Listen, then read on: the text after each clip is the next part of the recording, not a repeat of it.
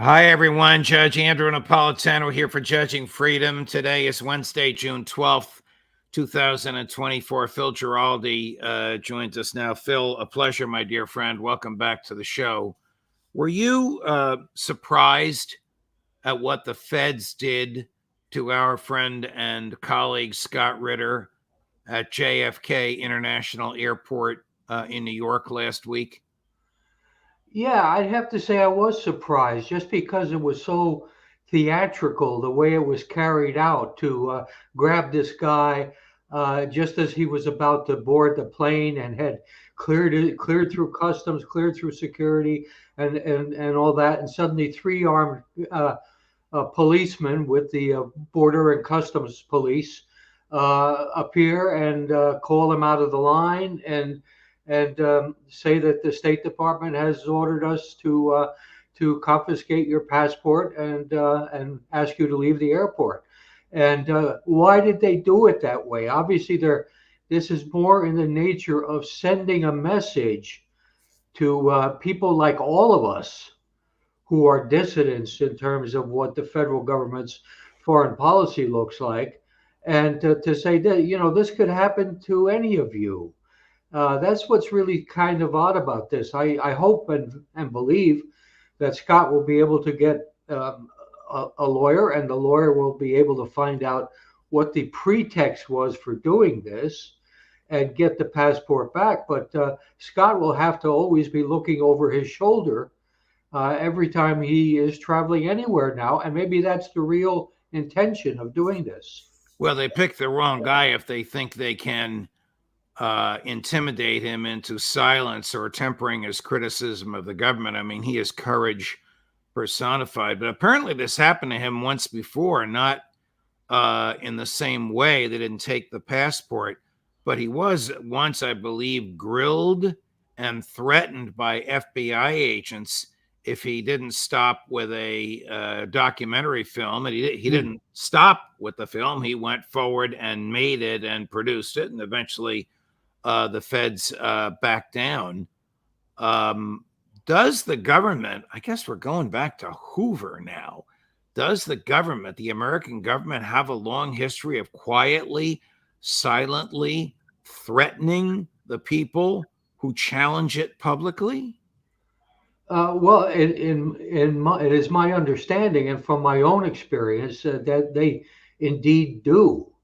When I started writing um, articles that were about foreign policy, that were critical of foreign policy, starting with George W. Bush and the War on Terror, I was subjected to frequent visits by FBI officers who would ask me questions about where did you get your information, what are your sources, so on and so forth, and this was they sort of carried it out as if it were routine, and yet I had not broken any laws as far as I knew or as far as they knew.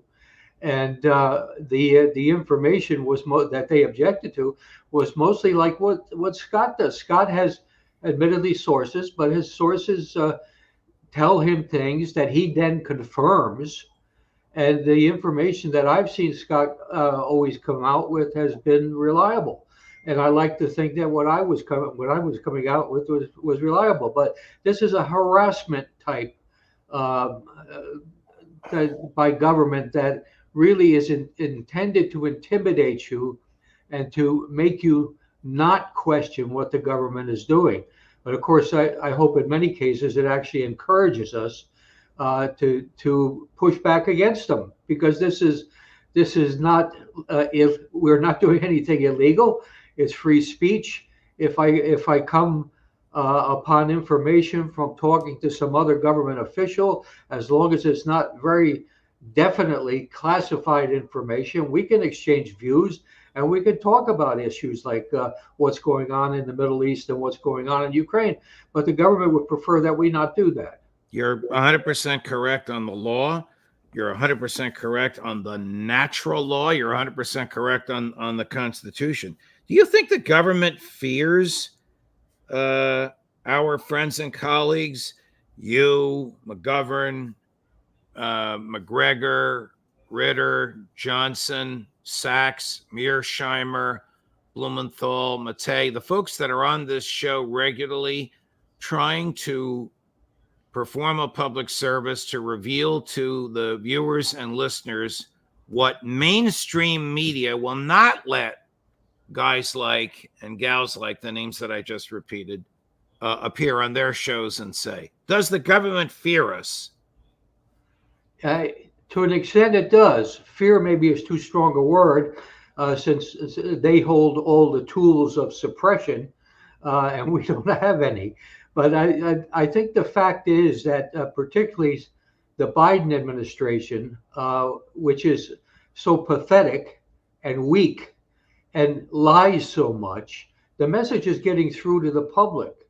And I think the more people like us and like your program are out there, more people are going to be questioning what's going on and saying and asking, what are we doing here? What are we doing in these places?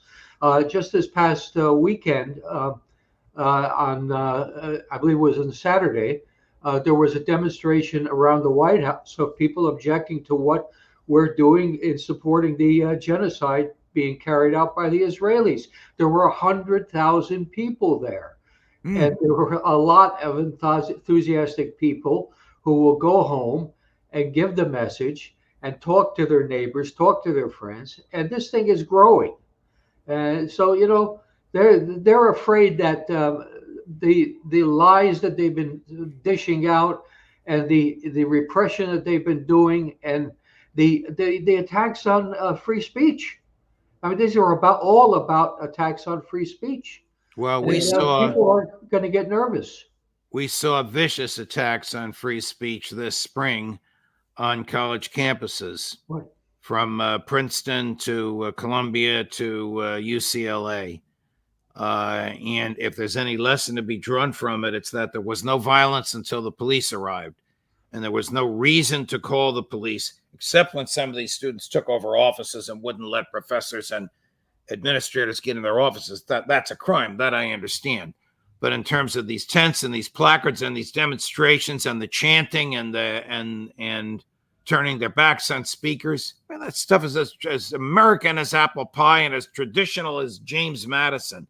It's just reprehensible that the police were used to attack that. What does the government mean when it calls people I never heard this phrase before until you told me, info terrorists? What is, in the government's mind, an INFO terrorist? Well, it's what they're afraid of. It's people who provide information that is counter to the narrative that the government is pushing are definable now as terrorists, because this is a convenient way to demonize people who are in opposition to what you're trying to do. And this is exactly what it is. And they always, you know, it seems now that the general rule is you have to link any activity to terrorism, because that in a way criminalizes it, doesn't it? And that's what they want to do. When the FBI approached you about your sources for your articles and your speeches and your commentary, did they have a warrant? Did they announce ahead of time? Did they write you a letter? Was your lawyer there to just show up at your front door and say, hey, we're FBI, we want to talk to you? Well, the first couple of times they did it, they called me up in advance and said they'd like to come up and talk to me about my recent trip.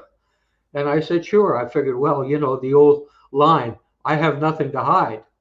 And so I would speak quite honestly about them, basically to say that not that these trips were innocuous, but that there was nothing threatening in what was going on when people are pushing against a policy. That's good old Americanism, free speech and freedom of association. And I would push that line with these guys. And these guys were usually young men, sometimes a young woman in their 20s. And we would have amiable chats. But the one time that I wrote about in my article was rather interesting. I'd come back from Iran, where I had been at a conference, and they asked me about it. They said, we're were there Iranian intelligence officers there? And I said, of course they were. And I said, every international conference that's held in the United States has CIA officers there too. This is normal practice for intelligence organizations. And they took that as a hook to say, oh, wow, these NGOs are tied in with the bad parts of the Iranian government, which was all a lie. Who is Siegel Mandelker, and what was or has been, I guess it's a man, Mr. Mandelker's involvement in any of this? Well, actually, Mandelker is a woman. Oh, okay. I thought it was a man's name, right? Mrs. or Ms. Mandelker. Sorry. Yeah, and Mrs. First name is Segal, right? Yes. Okay. Yes, but anyway, she's no longer there. She was in the Treasury Department. She was the person that was handing out sanctions and punishments for various people for various things.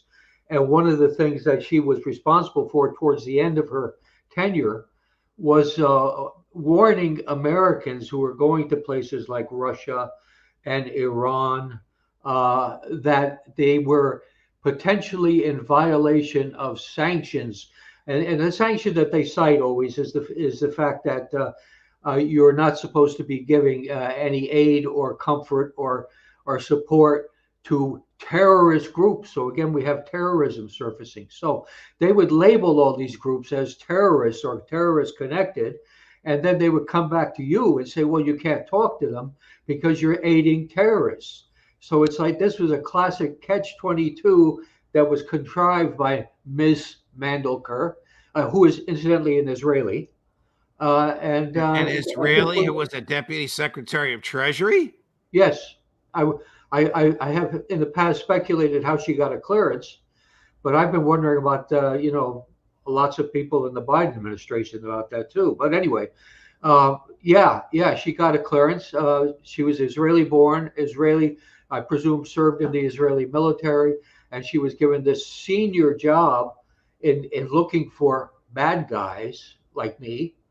And this was given to her. One wonders, huh? Yeah.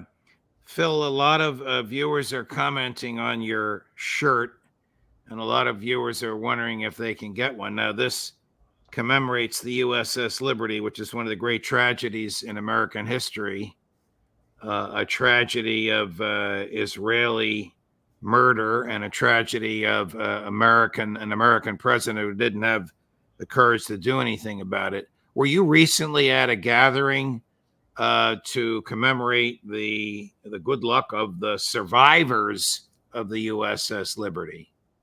Yeah, the Liberty survivors have an annual reunion, and I've been to a few of them. I was at one this Saturday, which was held at Arlington, and had a side visit to the graves at Arlington National Cemetery as part of it. And there were speakers, and we had a dinner, and we all mixed together and talking. And they were selling these shirts at the gathering. This was the 57th reunion of the Liberty survivors. Would you just refresh the audience's memory of what happened? What was the USS Liberty, and what happened to it, and what did LBJ do in response? Sure, I'd be glad to. The USS Liberty was an intelligence ship. That means it had antennas and dishes on top of it to intercept radio and other communications as a form of intelligence gathering. It was in the Eastern Mediterranean when in 1967 Israel attacked its neighbors. And it was monitoring, it was in international waters, monitoring the transmissions of all the various combatants involved, the Egyptians, the Jordanians, the Syrians, and the Israelis. The Israelis presumably wanted to silence the ship, so they attacked it with airplanes and with torpedo boats, and they intended to sink it and kill all 300 crewmen. In the end, what they succeeded in doing was killing 34 American crewmen, wounding 170 more. And by brave action by the crewmen, they managed to keep the ship from sinking. I thought Israel was our greatest ally in the Middle East. The Yeah, members of Congress say that to this day. They were greatest ally. They would not kill 34 American sailors. It must have been some mistake, contrived somehow by the Egyptians or the Russians. Yeah, that's all bull. There's plenty of evidence to show that, and including recordings of pilots talking to each other, to show that this was a deliberate attack by the Israelis intending to sink the ship. There was an aircraft carrier, a U.S. aircraft carrier, not too far over towards Malta, and when it got the distress message from the Liberty, it launched its planes to come to its support. So what happened? Lyndon B. Johnson, President of the United States, and Robert McNamara, Secretary of Defense, immediately called the planes back and began a cover-up. And this cover-up has continued to this day, where there has never been an investigation, a serious investigation of what happened or any blame attached to the Israelis.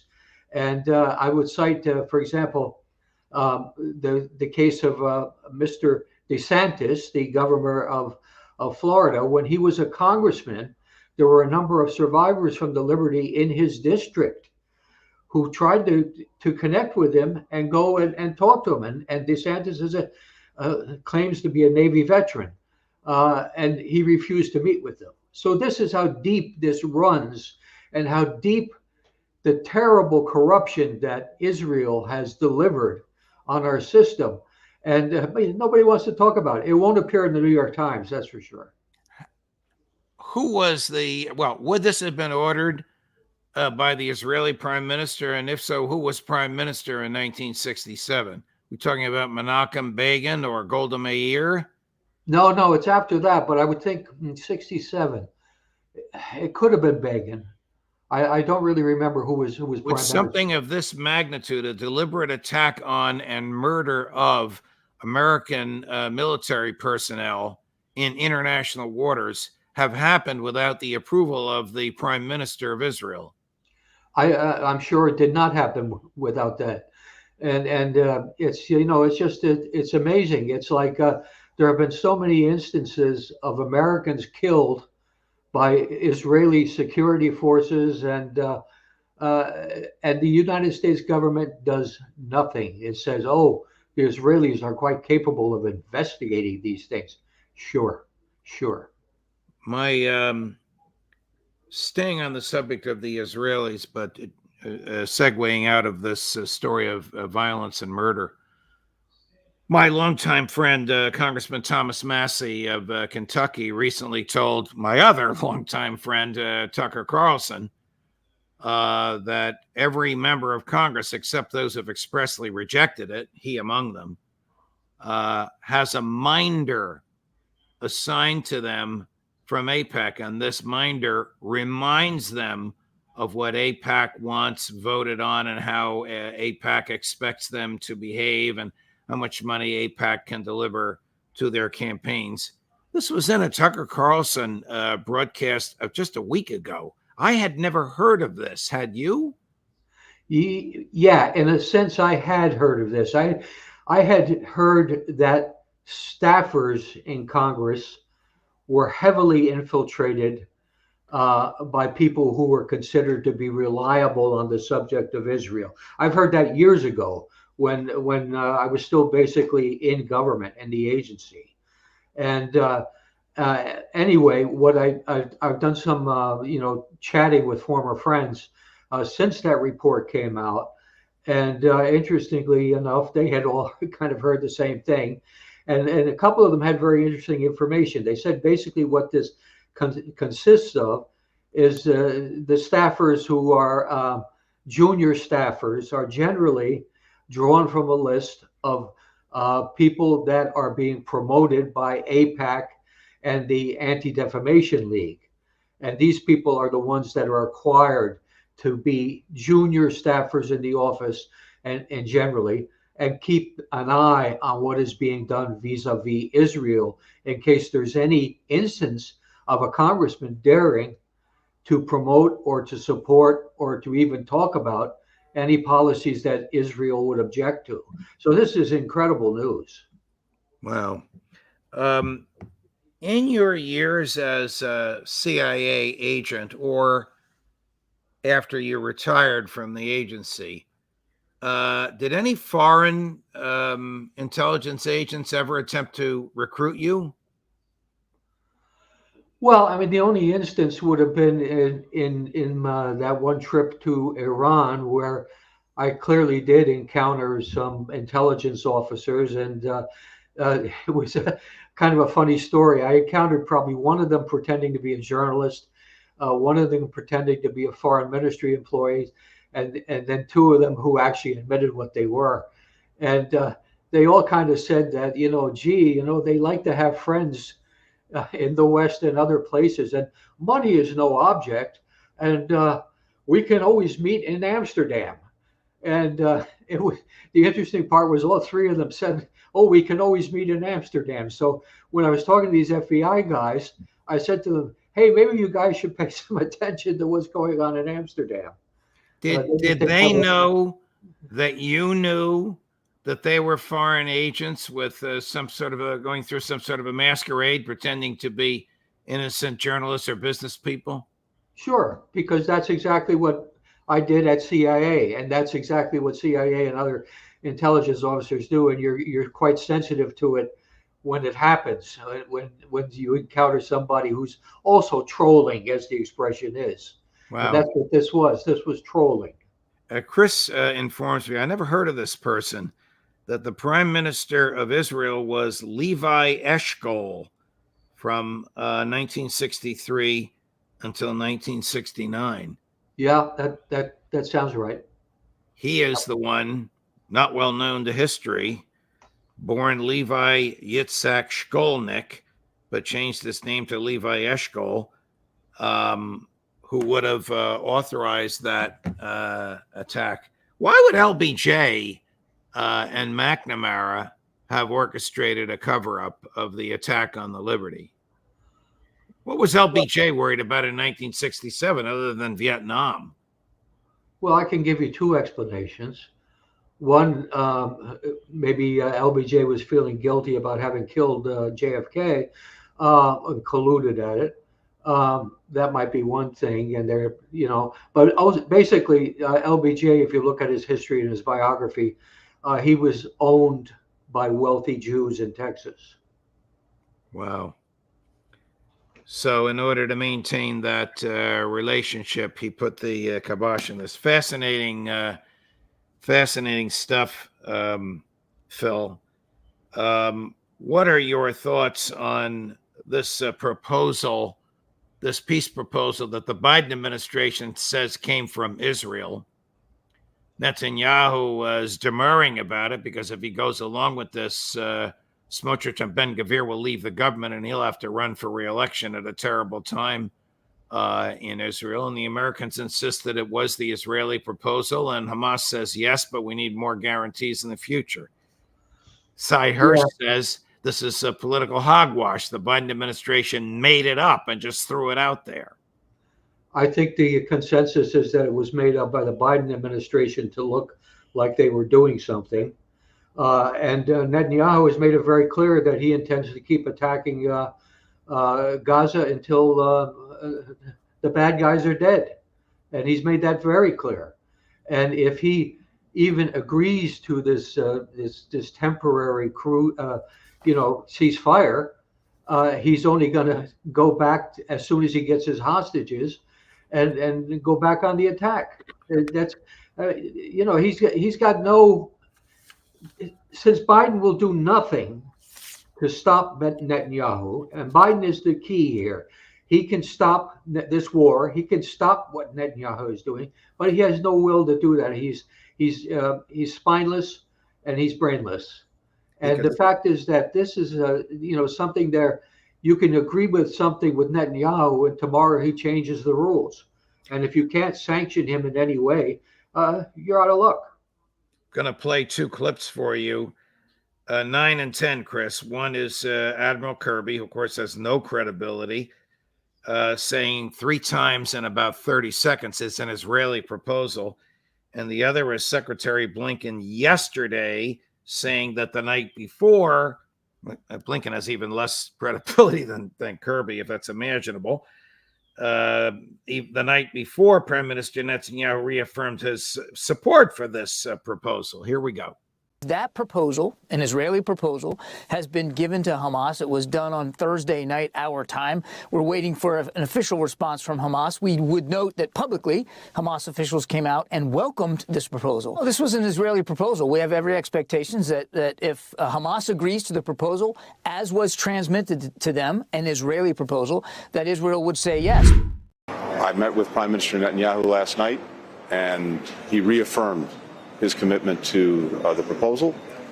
I also had an opportunity to speak to Defense Minister Gallant and other senior Israelis this morning. And I think there is a strong consensus, again, behind moving forward with the proposal.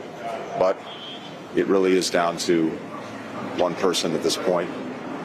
We'll see what comes from them and from him. Are either of those statements believable, Phil? No. And he's, again, I noticed that Blinken in particular, again, is putting the onus on Hamas, saying that Hamas has to agree to these things because it's an Israeli proposal. But, that's all called nonsense. Israel controls the situation on the ground. And Biden has no leverage that he's willing to use to force them to make a reasonable decision. So, why should we expect that? This morning, the Israelis blamed an Al Jazeera journalist for participating in the kidnapping on October 7th and restraint of the hostages thereafter. Is there any credibility to that? No. I mean, at this point, any lie that they tell is equally credible, meaning not credible at all.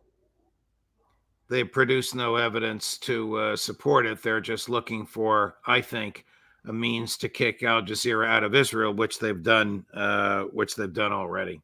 Right. Phil, thanks very much for your time today. Great to have you on.